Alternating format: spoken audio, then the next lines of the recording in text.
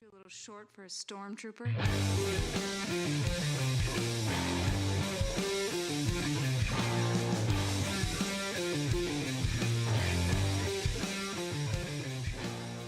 What's up, nerds? Welcome to another episode of the Multiverse Report. Tonight, we are recapping and reacting to episode 5 of Star Wars Ahsoka.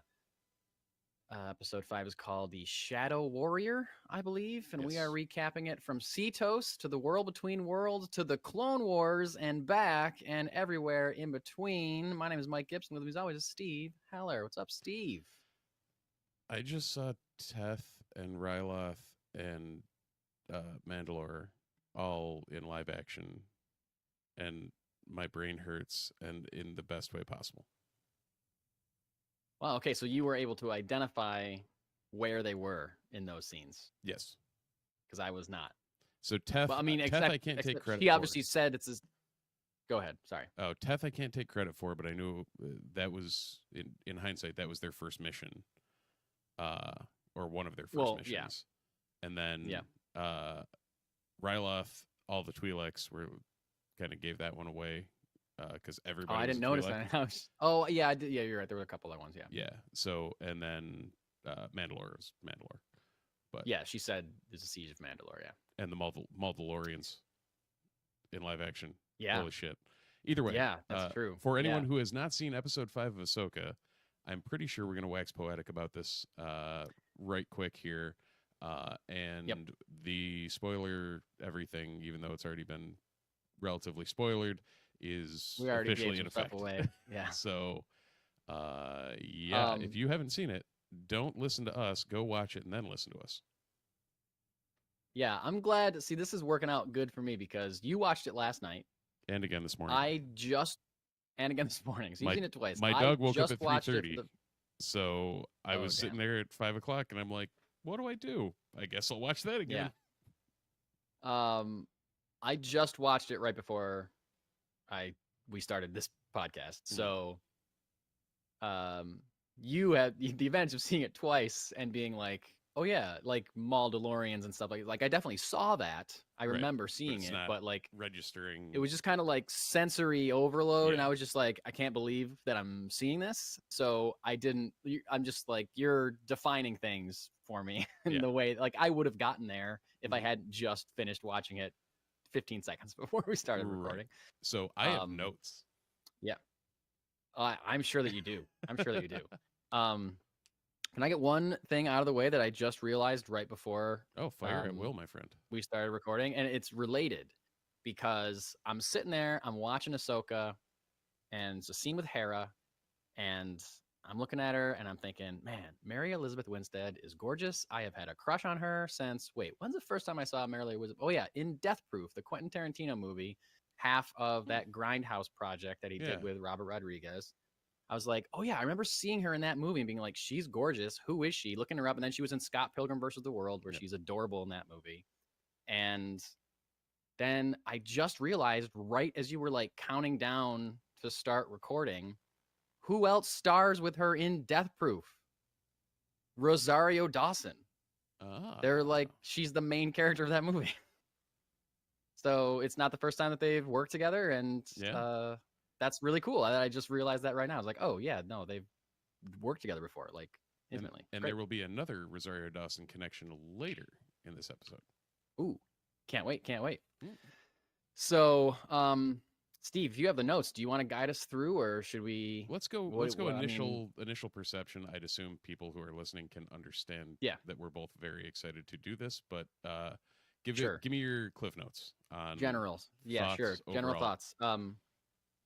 At first, I laughed when the episode started and didn't immediately start in the World Between Worlds because I was just like, oh yeah, the frustrated cries of a million nerds just all yelled out at once, suddenly silenced. Like I was like, everybody wanted it to open exactly where it ended, and they're like, nope, no. So I thought that was fun. I mean, yeah, it was great. It was, you and I have been theorizing since we first heard that it was possible that Hayden Christensen was going to be in Ahsoka.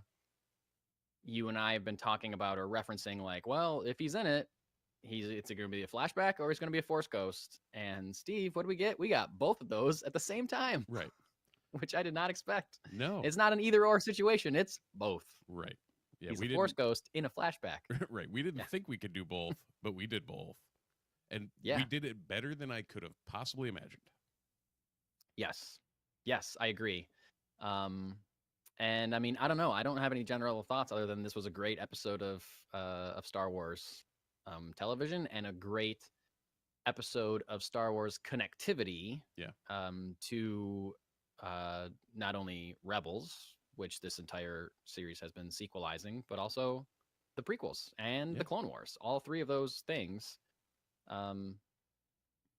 And, you know, there's a couple, at least 2 lines of dialogue that direct references to the original trilogy. So I loved it. I thought it was great. And I'm watching it again with my wife tomorrow, and I can't wait. Yeah. Can't wait. I'm waiting. I'm waiting for my wife to catch up because I want to watch it a third time. Yeah. And I don't very rewatch episodes of TV all that often unless I'm rewatching a whole series. I rarely do. Yeah. I rarely watch a whole series, but this is going to be on my list. You know, like the exception, I haven't revisited any live action Star Wars series, like the entire thing. No. Yet, but I want to revisit all of them, specifically Andor and Obi-Wan and this one. I feel like I need to go back to. Yeah. I think Andor with anyway. the delay will put us in a nice spot for rewatch it prior to season 2. For sure. So, yes. Yeah. So I'll be doing that for sure. Might as well kick it right off into our recap. Let's do it. I don't know if you noticed, but in the opening credits, the Star Wars and face flashing, Hu Yang is now in the Flash. You know what? I noticed that last week. Okay. I didn't notice it. And I was sitting there with our friend of the pod, Matt Beseda, watching this week, and I was like, holy shit, Hu Yang's in there. What? Yeah. Why did that happen? I've noticed, and tonight I thought that I saw Merrick's mask real quick tonight. It might have been. When I was watching it. But like I have noticed that like they will, like when it's Mandalorian, like IG-11 is in there, and like they switch out the mask depending on what series it is. Yeah, Gotcha. Yeah. So that's cool. Yeah. Yeah. So we open. Where do we open? We open on Cetos, just kind of scanning over what's left. Yeah. Right. And the Ghost lands, and 3 X-Wings are flying past, and Hera starts coming out of the Ghost and looks, pensive, and is casing the area, making sure no one's around, can't find anyone, etc. Which, I mean, like you said, great open in the sense that it just subverts anything we're expecting. We're sitting on the edge of our seat waiting to figure out what Anakin's doing. And we go right back to that. And it's like, okay, let's temper expectations a little before we realize but it's also we didn't need to temper anything. Yeah, but right. We just had to wait a little longer. Right. But it's also important to connect Hera with Hu Yang. Yep. Who is there, and thinking that it's possible that his 2 companions are dead. Right. Holding Sabine's helmet, and kind of like he's in mourning almost. He's like grieving. I told them not to split up. Yeah. And like he doesn't know where either of them are, and has listen. They never listen. He says, So at one point Jason is at the door of the Ghost and is like, "Mom, can I come out?" And she tells him to come out and stay with Chopper, which for one, every time I hear that, like in hindsight, it makes sense because it's Hera's kid. And if there's the only thing in the galaxy that Chopper is not going to possibly kill is something related to Hera. Yes. You have the most sadistic babysitter droid ever. Yeah. But also because he's so devoted to Hera, I thought that too. I was like, pretty dangerous droid to be leaving a child with. But I was like, he's been this kid's babysitter, right? Or like uncle. I'm just like, I might as well call him Uncle Chopper. I feel like I'm sure that he's helped raise this kid for 7 years. Yeah. So I think as parenthood does to all of us, I think watching after a kid has probably changed Chopper a little bit, probably mellowed him out a little bit and made him, well, at least, again, like you said, at least when he's around. I'm just Jason. picturing Chopper in a rocking chair on a porch, like just relaxing. Like, yeah, Yeah. Yeah. So yeah, after the Hu Yang revelation that he doesn't know where he is and he's reunited with Hera and that, we flash right to World Between Worlds, right back to where we thought we were going to be, and it starts right up with the like, I don't know, the acting of these two to capture the dynamic of Ahsoka and Anakin that has never been seen in live action, and to translate what is only been drawn and like imbued through the voice acting of Matt Lanter and Ashley Eckstein. They do a phenomenal job of it. Like, Ahsoka discernibly looks different as soon as she starts talking to Anakin. It just feels like Ahsoka. It feels like Snips and her master. Yeah. You look old. No, she said you look the same. No, she said you look the same, and he responds he with, said you look old. Yeah, that's right. Yeah. Which I feel like is a way, like, we have to reference that we're de-aging him to look like to look perfectly in between episodes 2 and 3. Yes. Yeah. Wearing his Jedi battle armor, or no, he wasn't yet. That was only in further flashback. Yes, which I noticed and loved, and I never noticed before now how much that battle armor is like the chest piece for Vader's costume. 100%. I've never realized that. Had you ever realized that before? No, and that was like, it doesn't translate like that from animation. I feel like it doesn't stand out as being like, yo, this is the same thing or a similar same piece of armor. So after I had that revelation, if you look at Vader, the way he's drawn in Clone Wars and Rebels, or the way he's drawn in Rebels, it looks the same as Anakin's battle armor is drawn. Right. So it makes sense, and you translate that to a larger, bulkier frame, that a human compared to the torso being the size of this microphone that they draw in the animation. But yeah, that was a nice nod. It was really cool to see something we'd only seen in animation realized. Yeah, absolutely. Sorry, we're jumping around all over already. We never. At first, I was like, I know. So he says, "I'm there to complete your training." Yeah. So the dialogue went. I was taking copying the dialogue down. It means you still have a chance. And she says, to live. Tell me what's going on. I'm here to finish your training. Yeah. She follows up with, it's a little late for that. One is never too old to learn, Snips. Yeah. And it's like, okay. Which is something that he learned. Right.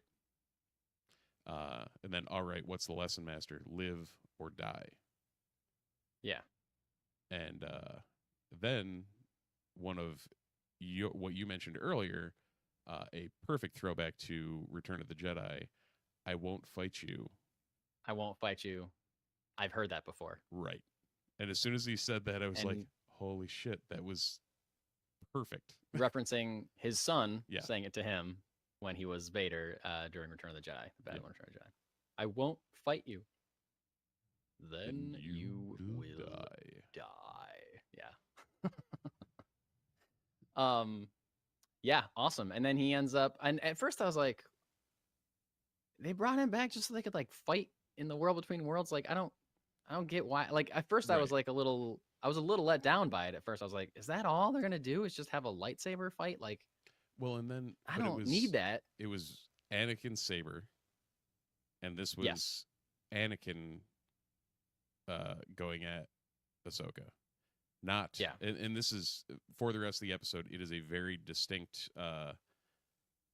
differentiation between Anakin and Vader, because for sure.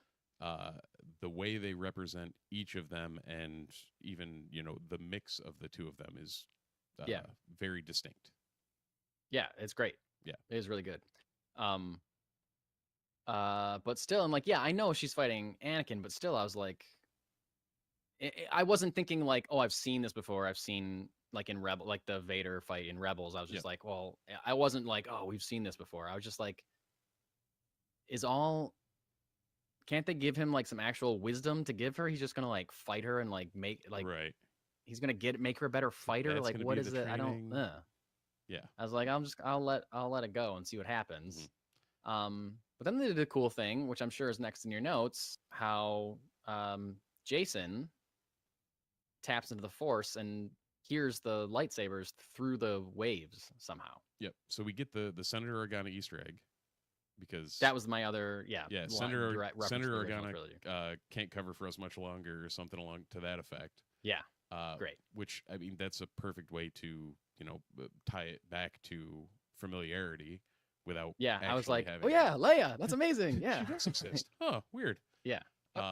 So cool. I literally had Chop babysitting Jason really in my notes, right, which we've already touched on. But yeah, Jason hears the lightsabers clashing in the waves, and they do the sound mix emulates that in a cool way, like where you can kind of hear it and you can't kind of hear it, and then they like then they turn it way up. Yep. So my question I thought that was really cool. Do you think Hera actually heard that? Because we've never seen a sign of Hera being Force sensitive or even attempting to use the Force. And I know I sound like the same people that were like, oh, Sabine can't use the Force, but same kind of deal. It seems same kind of deal. But like, I couldn't tell if she actually heard it or she just like was trusting her son. Yeah, I read it more as the latter, in that she was, she's trying to hear it and is just like, okay, he's Kanan's kid. Yeah.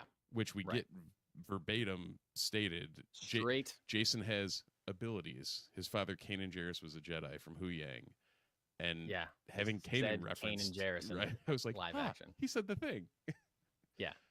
Tev's reaction was priceless too. Like, Paul, and I apologize to Paul Sun Hyung Lee for calling him Paul Sun Hyung Kim last week because he was Mr. Kim in Kim's Convenience, and my brain is wired dumbly. But now you're good. He, as Carson Teva, his response was just like, okay. Like, his response was what everybody who hasn't seen Rebels is thinking at that point. Like, all right, he's a Jedi, great. Now what? Yeah. Like, what does that mean? Yeah, this series, I mean, I commend them for it, I guess, but like they're not beating around like spoilers for Rebels at all. They're like, well, we don't want to say that because people could watch. Well, and I'm sure a lot of people are going to be watching Rebels or were prior to this series or are going to now to catch up. Yep. But they're getting some stuff spoiled for them. Yeah. Which is their own fault for not watching it in the first goddamn place. Mm-hmm. But anyway, yeah. I feel like they're gonna be watching the whole time, being like, "Where the hell's this Jason kid? Where the hell's this Jason kid? What happened? Oh, it's in the last episode. Weird. Like the last 10 seconds of the finale. Yeah. So yeah. From there, so we didn't mention at the end of the first lightsaber duel, you'll find I can't remember what the quote was, but instead of going back at Ahsoka, Anakin instead viscerally slashes the bridge. Yes. And sends her tumbling into the ether, where we see her, go through clouds, and then where she lands is this next scene, which is her kind of waking up and looking around, and we see, before we realize anything else, we see Phase 1 clones running at us. Steve, the volume of the gasp that came out of my mouth when I saw a clone trooper run past her would have scared my wife had I been watching it with her. And it's really cool. They do it all in one shot. How she's falling. Yep. She falls into like pink clouds, and then you can tell she stops, but like it's not, you couldn't even see like the ground at first. Yep. You just saw like more cloud, and then the cloud started, and then you're like, okay, well, there's a ground. She's there, lying there. She's alive. She stands up, and then boom, there's a clone running by, and immediately you're like, Mm-hmm. holy shit, a second one. Oh my God. More start running by. She fully stands up, walks towards the camera, and she's a kid. She's like young Padawan Yeah. Ahsoka. Like that whole thing, that was just an incredibly well done sequence of events. Because like you don't know what's happening, you don't know where she landed, Mm-hmm. you're confused that it's a clone, then you realize what's happening, then the final thing is being like, oh, and she's young. That's amazing. Right. And so cool. Just a many layered. It's just like a magic trick. Like the whole thing just like you keep thinking you know, and then they keep doing one level more. It was great. Yeah. So here's where your other Rosario Dawson tie-in comes, because young Ahsoka Tano is played very admirably by Ariana Greenblatt, who was I don't know that name. Prior known as young Gamora in Avengers. Oh yes! Oh my God! It's exactly her. I can tell. Just we're thinking of her face. It's oh my God! And also Rosario Dawson's daughter in Barbie. What?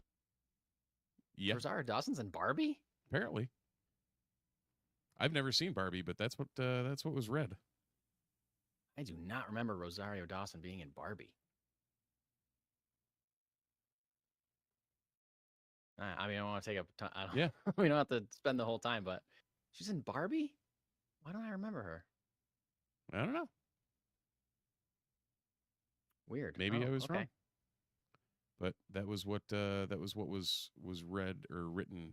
But she is. I think whatever you read was wrong, because I just looked it up and she's not credited as being in Barbie. Well, there we go. Either way, she is. Ariana Greenblatt has a major role in Barbie, or a major-ish role apparently. She might be there is a daughter character that might be her. Yep. For sure. Yeah. But the mother is not played by Rosario Dawson, played by America Ferrera. Ah, okay. If that's the character I'm thinking of. Gotcha. Anyway. Either way, so they land. Still cool that's who that is. Like that actress is. Yep. You know, recognizable. And good at playing young versions of alien warriors that we like. Yeah, exactly. So they land, and they're on Teth, which is the planet from the oft-derided Clone Wars movie, where they were searching for Rhoda, the Hutt, Jabba's son. Right. Right. That is the battle with which they fall into at first, where young Ahsoka, with her original green saber, is running around looking confused as to where she is and what's going on. Yeah. You see, I mean, it's insane the way they do it. You see LAATs, like the troop transports landing. You see ATTEs like walking past, and it's full blown in the battle. Yeah, except it's not full blown, really. And I think it's very smart of them to do it that way, because one, I'm sure it saved them a ton of money on either CGIing different planets, or building sets for 3 different locations. Yep. If you keep it in this like fog, in this cloud, and you do the explosions or the lights highlighting like the vehicles and other people, like you said, like it was really effective, and it is really cool looking. So like I'm sure they partly did it as a way to like cut the budget on what they needed to show, but also make it feel real enough, and also make it visually interesting and super cool, but also keep it looking kind of like a dream and a vision at the same time. Like it accomplishes all those things, like their real world budgetary goals, but also like the goals of creating a look and a feel of something that we've never seen in live action Star Wars before, really. Like this is like a Force vision, and although they know where they are, because those clouds are there, like there's no like distinguishing architecture or anything. So like we have to rely on like other visual cues or dialogue to like say where they might be. And that they could be anywhere, but like it's a really smart and cool way for them to do that. I really liked like you see the explosions go off and it's highlighting like the people around them, so it gives the illusion that it's a bigger, it is a it is an actual battlefield instead of just being a small room in front of a screen or something. Like it was really smart way for them to do that. Yeah, no, they did it quite well and kind of. You may continue with your notes. I don't know if you might be skipping a little slow here. Yep. Oh, maybe I am. Yeah, you seem to react late. Can you hear me now? Yeah. How long's the delay? A big delay. Yeah. Pretty big. Sizable. Yeah. So, yeah, just trying to make sure that things are closed. So from that point, it kind of flashes out, and then we're at the Battle of Ryloth. Right. And that's something like I wasn't positive that's where we were, but you referencing, like, I did notice that there were Twi'lek generals or whoever else there, so it makes perfect sense that would be Ryloth, and referencing one of our main characters, Hera, her heritage and where she's from. Like, it makes sense that and her father they would go there, especially since for sure, absolutely. And they spent a lot of time there in the Clone Wars series and the couple episodes of Rebels. They go there, I feel like, too. So yep. It's a big location for these characters, so it makes sense that they would choose that one. At the end of the stretch, did you notice the Easter egg of who was talking to the Twi'leks? Was it Rex? It was a Phase 1 Rex. Yes. So he showed up in both his Phase 1 and later his Phase 2 armor. Oh, I didn't. Where was later his Phase 2? Just on the on the Mandalore? Yeah, on Mandalore when Tamara Morrison talks, he's in his Phase 2 armor. Okay. So in this, he doesn't speak at any point, but you see the 501st with his pauldron and the commas, and he's just in the background. And when Anakin and Ahsoka are talking, he's talking to two Twi'leks in the background. The two that Anakin was talking to and came over to Ahsoka. Yeah, and that cool. was what I thought was the Rex we were getting. I was like, oh, sweet, we got a little Rex cameo. That got better later. Yes. Yeah. So yeah, I just want to real quick before I forget. Maybe you have this in your notes for later, but I don't want to forget to say it. How much better is Hayden Christensen when he's not being directed by George Lucas? Yes. Yes. He was a different actor. And like, I don't know that I've seen him in anything else other than the prequels, to be quite honest. I mean, and like the thing in like an Obi-Wan, Right. But, and I remember, quite recently, I feel like I read or heard on a podcast how apparently while they were filming the prequels, he was attempting to give like a more layered, intense kind of performance, and Lucas was just like, just say the line, like kept like kind of derailing him to like go broader, bigger and broader, which he got really derided for. But given him I feel like Filoni is kind of just letting him do, Filoni is certainly not making him or forcing him to be the Anakin that he was in the prequels. He's got a lot more nuance. He's clearly really like acting. I don't know. Like he's clearly taking a step from what Matt Lanter did with the mannerisms and vocalizations of Anakin in the Clone Wars, because it's a whole new, like, it really is a nice mix. And there were a couple of points where you hear him and all I can hear is Lanter in the Clone Wars. And it was like, there were a couple of times he had that wry grin after he said something. And I was like, that is exactly the look of what Anakin did in animation. Yeah. And I feel like a lot of that is whether or not Hayden Christensen specifically studied how Anakin was portrayed in the Clone Wars Yep. or not. This episode was directed by Dave Filoni, who also was the creative mastermind and director of a lot of the Clone Wars. Right. The showrunner of the Clone Wars. So even if Hayden Christensen has never seen an episode of the Clone Wars, which I don't think is true, I want to say there were interviews with him where he was like, "Yeah, I've rewatched it multiple times to." Yeah, he even said that he was interested in voicing the character of Anakin, and they never asked him to. Yep, which is a mistake. Star Wars.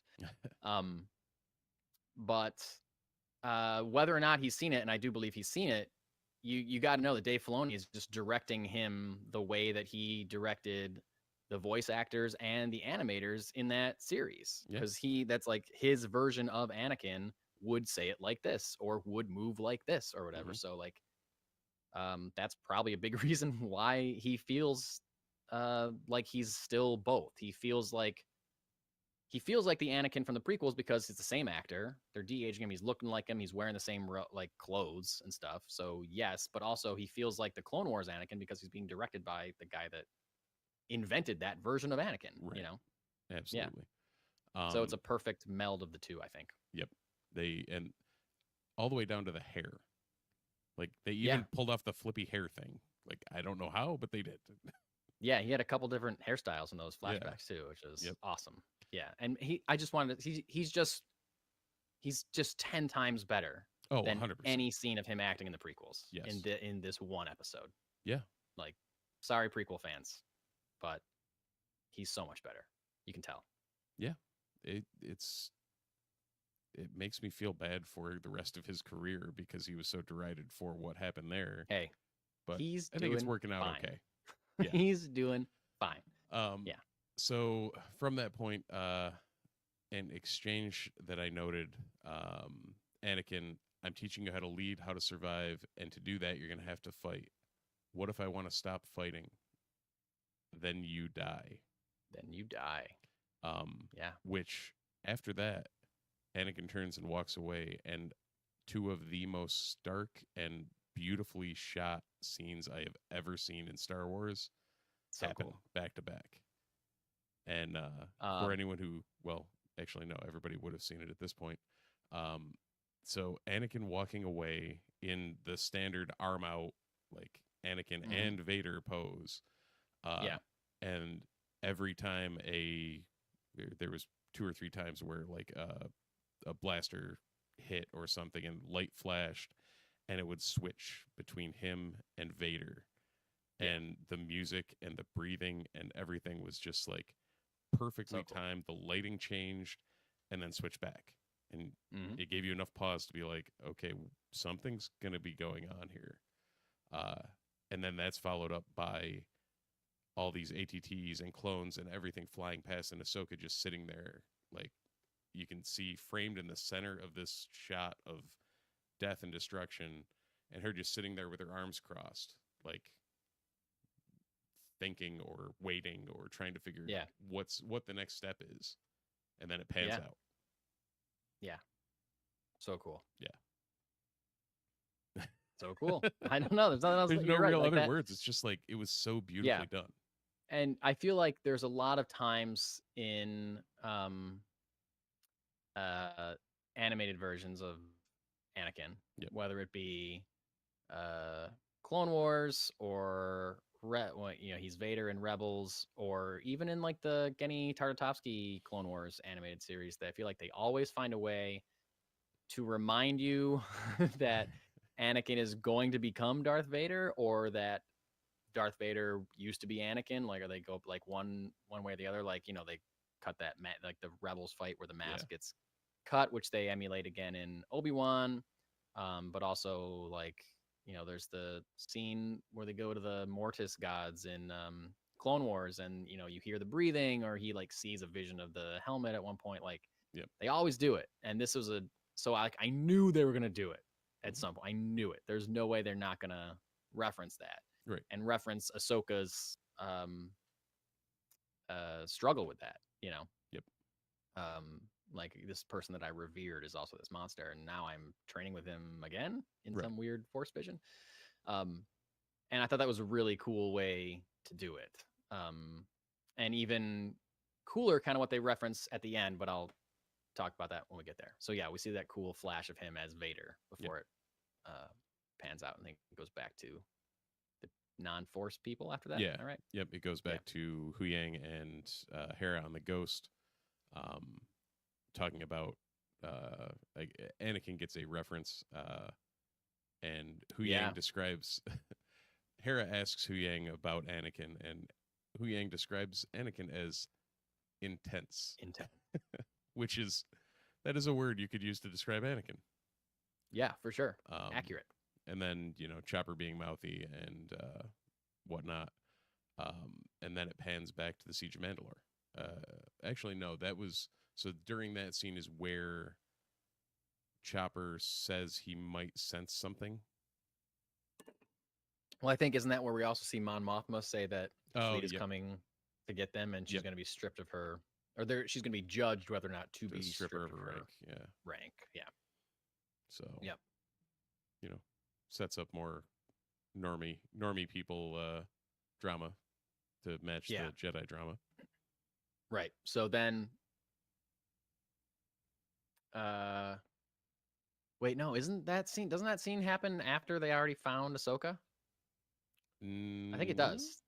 Hearing from Mon Mothma happens after they find Ahsoka, because Mon Mothma says you have to return with her, and the Senate's going to need to hear her testimony, or the committee's going to need to hear her testimony in order to decide. Yes, and they say that right before she comes in and says, "I know what we have to do." Right. With the purging. Yes. Yep. Yeah. So never mind. So scratch that. Reverse it.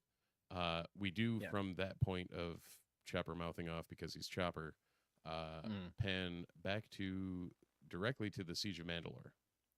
Yeah. And you see Ahsoka with her 2 blue-white sabers.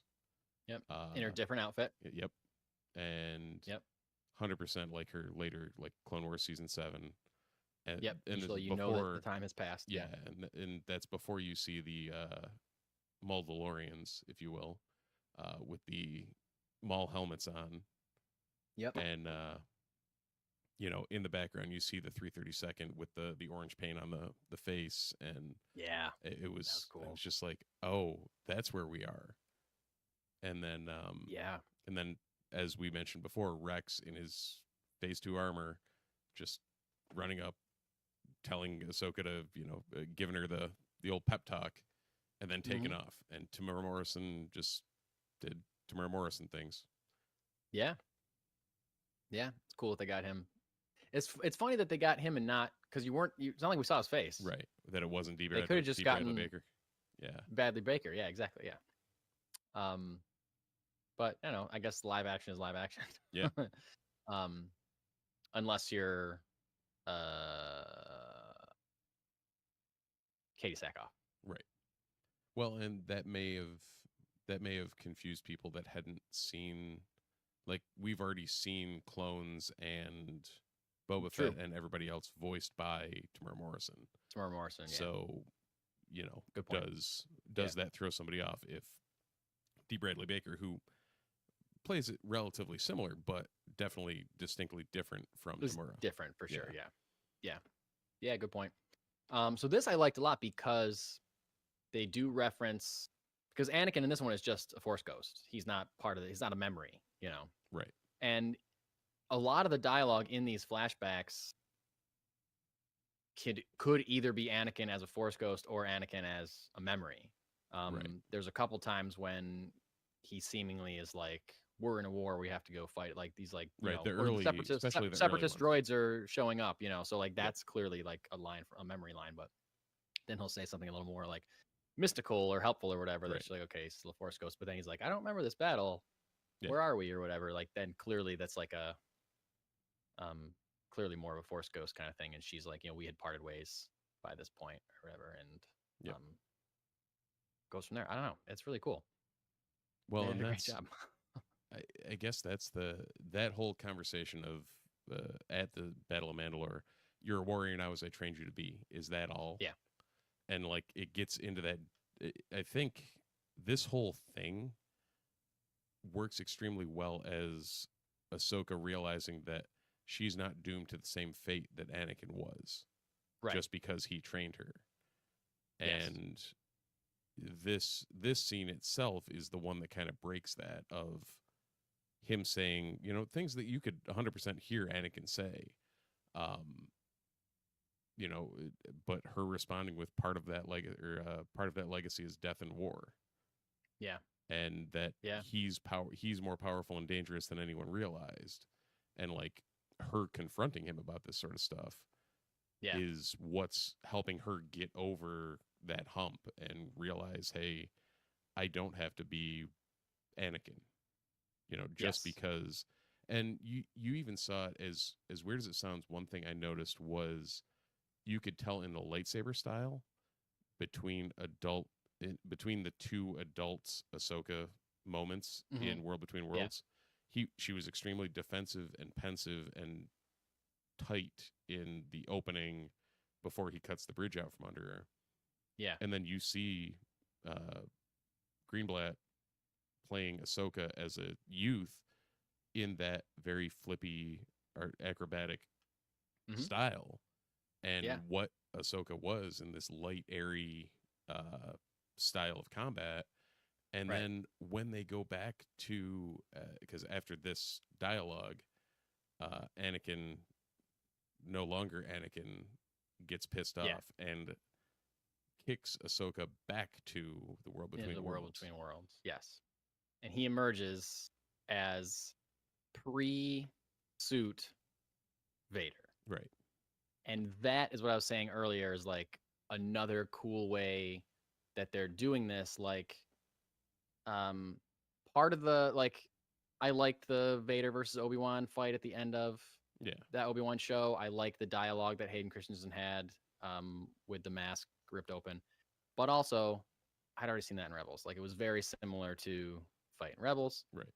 Um, It was 100% to get people that hadn't watched Rebels to see that. yes, to see a thing like that. Yes. Mhm. But this is a great way, like, oh, you want to see Ahsoka fight Darth Vader again? Okay, here. This is Ahsoka fighting Darth Vader, Yeah. but just not the same suit one. Darth Vader. Yeah. Not suit Vader. Which is awesome. And it was cool, like, the effects on his face or the makeup, whatever they used, looked really good. Like, I could tell immediately that his eyes were yellow and that his face was more like gaunt, and the shady makeup that they use on him at the end of Revenge of the Sith and stuff, like, was back. And then and she confronts him. Yeah, and you're right. She's more confident, and she knows what she wants, and she believes in herself, and she takes his saber away and holds it up to his throat. Yeah, I mean, in a super smooth move that I don't even know if they really shot it that well, because it was just like she did a thing like this, and then all of a sudden it was in her hand. They didn't specifically see it, but like clearly she did. Yep. And then it fades back into light side Anakin. Yeah. Again. And you get the time to die, I choose to live. Yeah. Was the response. And it's like, okay. There's hope for you yet. Yep. He says to her. It's the last thing he says. Yeah. Prior to and that, then, he accuses her of lacking conviction, which, okay. Yeah. But they did, like you said, with the episode 3 Vader look, they made that fight feel like him too, like how we saw him go at Obi-Wan. Yeah. And it was very, Vader unleashed versus constrained by the suit. Yeah, it was dark side fighting for sure. Yeah. Dark side lightsaber moves. Yeah. Aggressive. And the transition back to Cetos was excellent. Her just like, or the water. Yeah. You can't really tell if she's sinking or the water's coming up, but it was cool. Right. And she just like lets it happen. Like she's not fighting it or scared or whatever. She just like lets it happen, and it cuts to her floating in the water and being lifted up onto the Ghost. Now, I guess awesome. that brings back the question of everything that we saw in World Between Worlds. Like, is that Force Ghost Vader, Anakin, or is that her memory of that and her dissociation, like, and trying to Well, overcome what she needed to. Like, is there the Force component of it, or is it just all in her head, or what? Because she already well, knows World Between Worlds. but she was really gone because they were not picking up any life form scans. They Right. were like, like Yeah. Chopper couldn't find anything, Ghost couldn't find anything, and the X-wings like Carva. Why are we What's his doing name? this? Carva. Carson? Yeah, Yep. Carson. I kept wanting to say Carva from Carva from Mandalorian, but That's Karga. Karga. You were Okay, you well, were then I'm just an portmanteauing idiot. Carson Teva. Correct. Yes. Okay. Thank you for knowing how I was making the mistake. That's because we've been doing this for too long, but yeah, Mike. long time. But even Carson even says, like, how many times we're gonna keep doing this, General Syndulla? Nothing is here. Right. And she's like, widen your search. So like, she was really gone. So I think Yeah. she was really. All right. I think that really makes happened. sense. It wasn't just in her All right. brain. Yeah. Now, the crazy thing is all of everything we've talked about for going on God knows how long at this point, because it's behind a tab, was the first half of the episode. Yeah, dude. And I was shocked at how much more there was after the Anakin stuff, after they pulled her out of the water. Yep. Like, they easily could have cut the episode there. It easily could have been a half-hour And I'm episode so that glad we they all didn't. would have fucking loved. Oh, yeah. There would have been no complaints about it at all. I'm Yep. still. And you had referenced this, so I don't know if but Star Wars explained a while ago after the first couple episodes of Ahsoka, comparing Ahsoka to Gandalf's books and films, Yep. and how the differences between how she looks at the end of Rebels versus how she's beginning of this series when she picks up Sabine, and comparing Ahsoka the Gray and predicting show will have her be transitioning to Ahsoka the White. Like, Ahsoka, she's not really sure where she fits or what she wants or what she's supposed to be doing. Because at the original end of Rebels, she is in a white shroud. Right, with the white But staff. they changed that in this episode. Yes. So, but now she comes out, when she wakes up and comes out of that ship, she's wearing a white robe or white shawl. And then at the end, when she's standing outside of the ship with the Purrgil, she's wearing a mostly completely white outfit. So I think that symbolism, I think Star Wars Explained was accurate. I think that was. Well, I think I want to say intention. Filoni actually came out and was the one that said that. Oh, that really? That it was a Gandalf comparison. I may be crazy that makes there, but perfect sense. Yeah, Filoni has compared Ahsoka in the upcoming series to Gandalf. So straight out of the cowboy hat's mouth.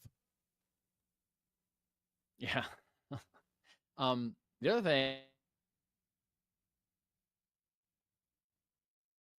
I was very surprised at, when Ahsoka woke up on the bunk of the ship, she wasn't wearing her little the headdress crown thingy or like head necklace thing.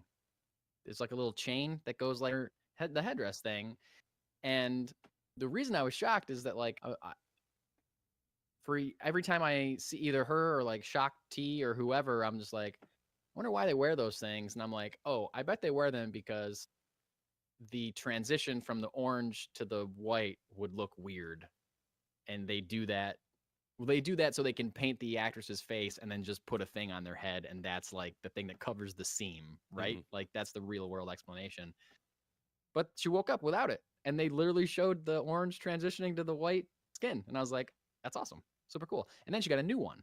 It was kind of like the Hera thing where her was like cut her ears a little bit, like ear muffs. And then she was wearing a new thing at the end. It was triangle-y things. I don't know if you noticed that. Yeah. Anyway. Sorry. Go back to your notes. Yeah. No. Were we delayed again? Yes, you're extremely delayed. I even disabled your video, and you're still delayed. Oh, okay, great. Perfect. Great. But we got you covered. So from there, you have, Ahsoka interacting with the crew. You have her interacting with Jason before he's hurried off, and thanking him before he's hurried off to over to check out the T6 because, well, he's seen a bunch of spaceships. He's never seen a Jedi spaceship that has a training room in it. And he was very excited. Right. Hu Yang, hilariously, is getting peppered with questions like any 7-year-old will do. I think we're both well aware of that. Oh, yeah. And can you train me? No. Can I build a lightsaber? No. It's like, oh, okay. No. Yeah. Great. And then Someone's going to train him, though. Do you think this show ends with Ahsoka training Jason? I want to see this show end with Ezra training Jason. Oh, damn. Come full circle. Or all of them. Ooh. Do you think Jason gets dropped off at somebody's newly constructed Jedi temple Oh, I don't want him to die. at the end of this series? Oh, I don't want him to die either. But hey, Grogu didn't die. That's He true. was there for a little bit and he got out. Yeah. He got better. Yeah. No, that'd be. All right, now we got options. Possible. Yeah. We do. So Hu Yang, when he wakes Ahsoka, or when Ahsoka wakes up, he shows her the broken map. Apparently, it's been imprinted on by Sabine, so she's able to discern what happened. So she apparently has that psychometry ability like Quinlan Voss or Cal Kestis had, and can... Rey also can do that. Yep. See... she does it with the knife in your favorite movie, Rise of Skywalker. She also did it with that lightsaber thing. Oh, yeah, of course. Yeah. Yeah. You know, main point of first movie. Yeah, I know. But yeah, that apparently... I just like making you... I like forcing you to think about Rise of Skywalker whenever I can. That's all. I don't. So yeah, Quinlan Voss is one of the few earlier Jedi that was known to do that. Then we saw Kestis do it in the Jedi Fallen Order games, and like you said, Rey. So apparently what was thought to be extremely rare is not as rare as we thought, but still rare. But she is she's able to discern what happened by, you know, feeling this from the pieces of the map, and realizes there's no way that they can get there because the map's too busted. Womp womp. Womp womp. No, that's not the sound of Purgle. Yeah. No, it's not. It's not. But then she looks up in the sky. It's a bird. It's a plane. Oh no, it's the Purgle. And then it cuts back to the conversation we already talked about between Hera and Mon Mothma about you have to come back. The fleet's coming to get you. And then Ahsoka decides to hitch a ride with the Purgle.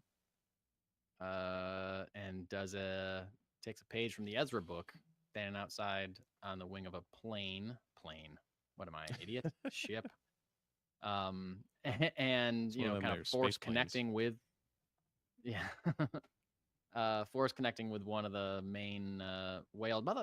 They look great. They spent so much money on the CGI for this show. They look really great. This is like movie level stuff that we're getting in this series. All the shit that we complained about for all the other series, be it Marvel or Star Wars or whatever, I think they realized, hey, we need to stop cutting corners and just throw it at this, because they did, and it looks great. They did. It looks great, for sure. You know, it's probably the money they saved on not CGIing Ryloth or Mandalore in using that pink smoke like we already talked about. It's like, well, we'll save that money and we'll put it into the Purgle at the end. Well, now, and I'm curious. And like, I'd assume the flashback scenes were all volume scenes, and like probably that's how the volume needs to be used. Stuff like that. I agree. Yes. Yeah, for sure. So the fleet shows up while Ahsoka is trying to get this Purgle on their side. Carson has to go and stall, which I think is funny. Like, okay, I'll tell you, but you're not gonna believe it. Yeah. And then I thought that it was going to be similar to the end of Rebels, where the Purgle were just going to like turn around and wrap their tentacles around the ship and carry them. But oh no, they have to fly inside of the mouth of a Purgle. And as they were doing that, I got reverse Empire Strikes Back vibes of flying out of something that isn't a cave. They're flying into something that is not a cave, but is a giant mouth. I thought that was really cool. I feel like the scene of it closing must have been made as a direct reference to the worm mouth closing in Empire Strikes Back. Yeah, absolutely. And yeah, they take off. That was really cool. Hera's quote: "General, you should probably, your commander, you should probably move. Like, you don't want to get run over by space get out whales. of their path." Yeah, and then she's like, "Evasive maneuvers." Yeah. Now those ships I was impressed with because but Ahsoka admits to keep talking. Okay. Sorry. No, those ships, we've seen them a couple times here and there. They were being built over Corellia. I think they've shown up in most of the episodes this season, but they don't have a name. Like, there is no designation for them at this point. Really? Yeah. They kind of look like an MC-30, which was like the Moncal cruisers that were smaller. And the home one is an MC-80, and they're closer to that size. But there is nothing outside of a Return of the Jedi concept art that is similar to what they are. So those interesting. Ship nerds are still awaiting what they'll call this damn thing. Yeah, well, I mean, we've seen them, so they're clearly going to be named. They're named somewhere on a sheet somewhere in an office or in a production office somewhere. Yep. So we'll find sometime. We'll get it sometime for sure. That's interesting that they don't have a name. Ahsoka admits to Hu Yang that she does not know where they're going. Fingers tightly crossed that it's where Ezra is, but no real guarantee. And then I gotta say, out of every great thing that we saw in this episode, the references to whatever Leia or Luke or just the Clone Wars stuff or the fact that we're watching Anakin goddamn Skywalker, the thing that made me emotional at the end, I almost got choked up when Hera said, "May the Force be with you" to Ahsoka. Like, how many times have I heard that phrase in these movies? And I don't know what it was. I think it was like, just I was realizing the music was amazing in that Kevin scene. Kiner killed it with the music. Yes. Everything that we're watching is gorgeous and looks amazing. And it's also that she's saying, May the Force be with you, as Ahsoka is going off to find Ezra, which is what I've wanted to see since the end of Rebels. And I'm like, it's happening. They're doing it. I'm seeing this. And I can't wait. I'm excited. And I just got emotional when she said that. But speaking of the music, like you just mentioned, what's the composer's name? Kevin Kiner. Same guy who did Clone Wars, Bad Batch, Rebels. Kevin Kiner. Yep. Okay. So yeah, he definitely knows his way around a Star Wars. You notice it was one of the first times, I don't remember which, it was one of the times that Anakin and Ahsoka were fighting. The music was like, it was like a variation on Duel of the Fates. It wasn't the same exact melody, but it was like bum bum, or it's like, instead of the bum bum, it just went bum or whatever. Like, it was like there, but it wasn't there. Like, the next time you watch it, like, pay attention to the music in that scene. Like, it was like a reference to it without actually being it, if that makes sense. All right, it sounded like that to me anyway. I could be wrong, but like they were really pulling out all the stops for prequel references there. I think it was great. It was really cool.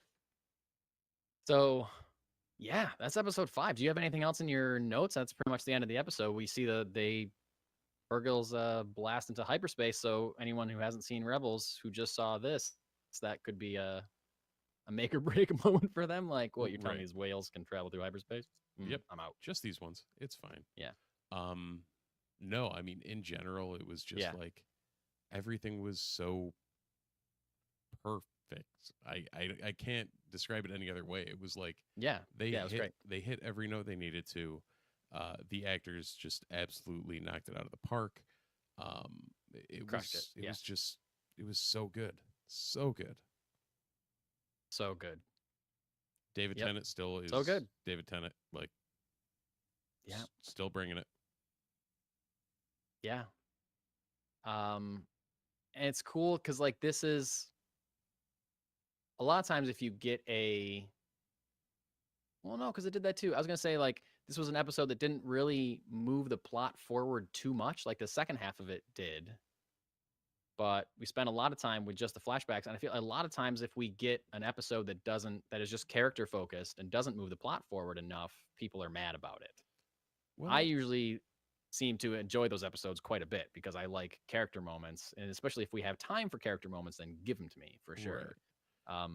And this But wasn't I think wasn't fan was service. It was it was a little fan servicey, but it was but it fan service also that makes sense. right. If you look at even within this episode, when quote unquote Ahsoka the White comes back, watch her mannerisms, watch how she I did, yes. snips his back. And that's what everybody Yes, was she was complaining smiling, about for she the was first joking. 4 episodes. Exactly. And it's just like, yo, he knows what he's doing. Right. He created this character. He knows how to write this character. He knows how she is. Yep. She's like this for a reason. People, come on. Yes.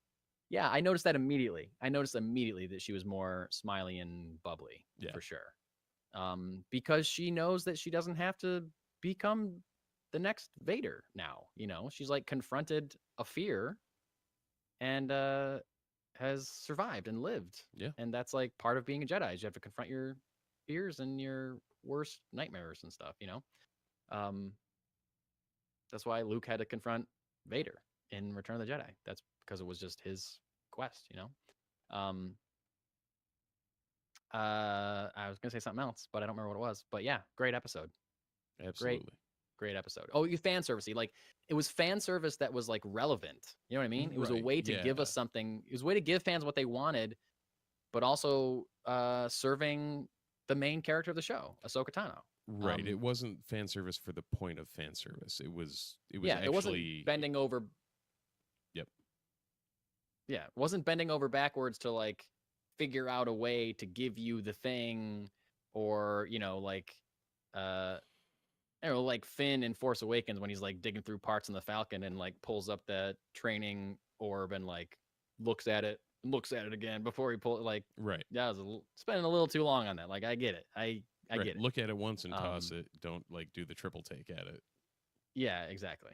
That's a little too much. But and that's even like minimal compared to like some Marvel fan service that we've gotten 100%. over the years. So yeah, but yeah, it was fan service that was just relevant and made sense to the story they were telling, and that's the best kind. 100%. Yeah. So only 3 more, right? 6, 7, and 8. Yeah, that's a bummer. I mean, I'm assuming that next episode we're meeting Thrawn. I would think, because we didn't get anything with those other characters. We didn't get anything with Sabine, or Elsbeth, or Skull, or Hottie. Nothing. So I wouldn't be surprised if we don't get anything with Hera or Ahsoka in the next episode. I mean, it may like end with them popping out of the Purgle, popping out of light space or something, or like hyperspace or something. Yeah, for sure. Or I don't know, maybe if we get anything, it'll be Ahsoka. I don't think we'll get Hera, but we'll get the journey, the arrival of Sabine and that crew, and hey, maybe we get Ezra. Yeah, and Thrawn. Who knows? Who knows? But I can't wait. I can't wait to watch it. That's a song I just wrote about how excited I am. Got to record that. We'll play that for the next episode. Yeah, that'll be our theme song for the Ahsoka reviews. Perfect. Well, people, if there's anyone watching on YouTube, sorry that my camera was, or my connection was so janky that Steve had to pause or turn off my video, and hopefully the audio wasn't a complete train wreck for those of you listening either. But either way, I'm glad that you stuck around, I guess. That's all I want to say. And I'm apologizing for my shitty connection that I'm experiencing. And if it was, you should let us know at the multiverse report at gmail.com, or Yeah. leave something on our socials. The Multiverse Report on everything except for Blue Sky, where we're Multiverse Report. And yeah, check us out. Leave a review on your podcast listener of choice. Check us out on YouTube. Like, subscribe, ring the bell. You'll know when we go live. Beyond that, yeah, that's I think the culmination of it. All right. Sounds good. So yeah, episode 6 next week. Can't wait. And until then, we'll be back Sunday or Monday. We doing Monday this week or Sunday? We're back to Sunday. Oh no, remember where I am this week? Oh yeah, that's right. Monday. So it might be Tuesday because we're flying in. I was gonna Monday say at we might get back at 8:30. We'll see how I feel. Speaking of Star Wars, Steve is going to. He's blasting off to Batu, Black Spire Outpost on the remote planet of Batu. Going to Star Wars Galaxy's Edge, Walt Disney World. Can't wait. So yeah, it could be a delayed episode. If something big happens, maybe I'll jump on and do an audio only episode. But either way, we'll figure that out when we get there. So regardless of when it is, until next time, thanks for watching, thanks for listening, and we'll see you in the multiverse. That's not how the Force works.